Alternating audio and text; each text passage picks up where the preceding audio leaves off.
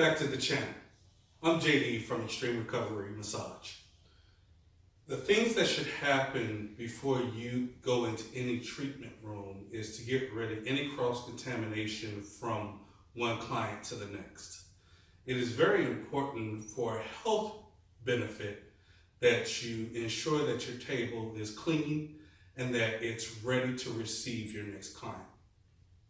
There are coverings for the table that cover 90% of it, but there are still those places that the cross-contamination can happen, and it's something that you want to take care of between each client.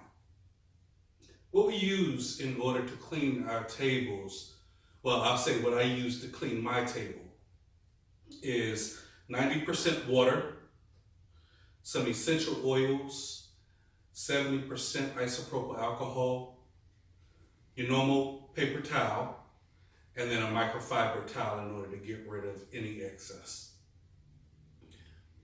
We're going to go ahead and get started. This is not going to be a long video today, but it is definitely something that each massage therapist should consider before taking on their next client.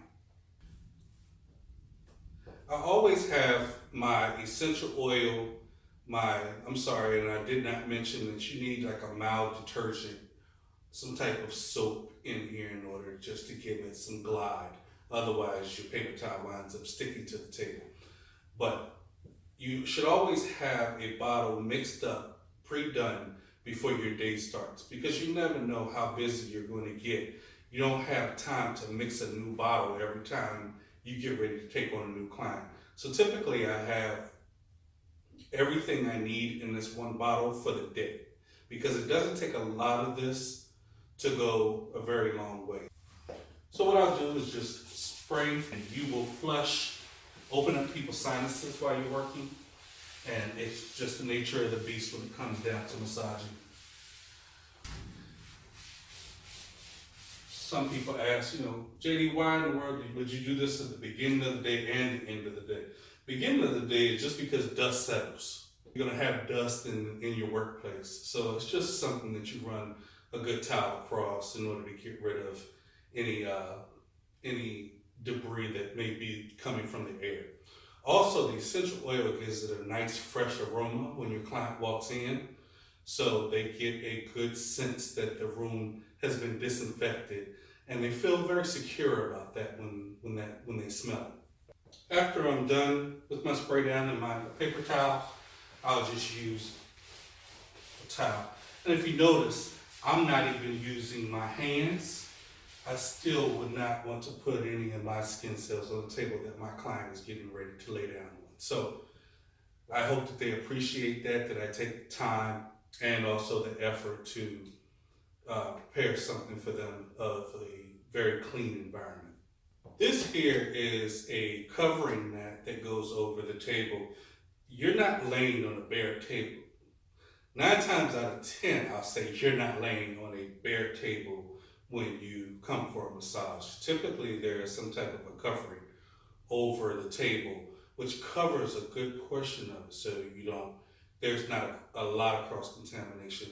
Once I clean the top of my table at the beginning of the day, and once this goes on, I don't have to clean the top of the table anymore. It'll be more so the sides and where the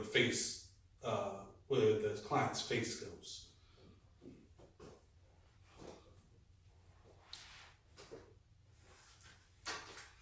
This, on the other hand, is washed every night. Typically you have more than one, so that you don't have to wash in between each client. You just change it out.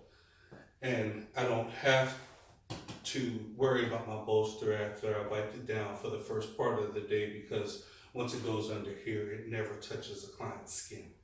And then the sheet goes on top of that, and that's how your massage table is prepared for you.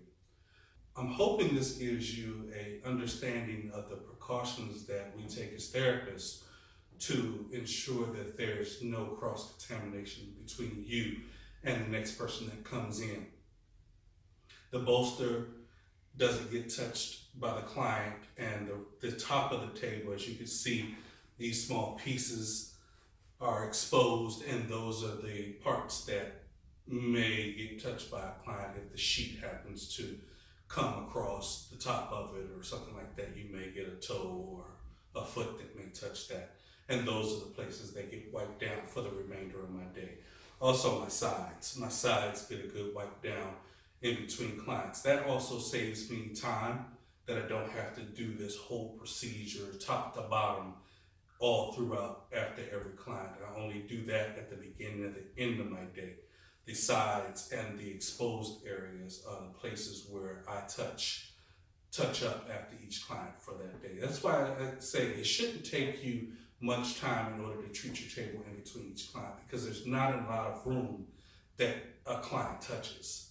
But still, you want to prepare your table as if you just had a person on it each time. So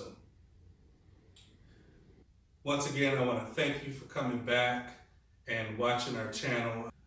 This is JDA Extreme Recovery Massage. I hope that you have a beautiful day, and we'll see you in the next video.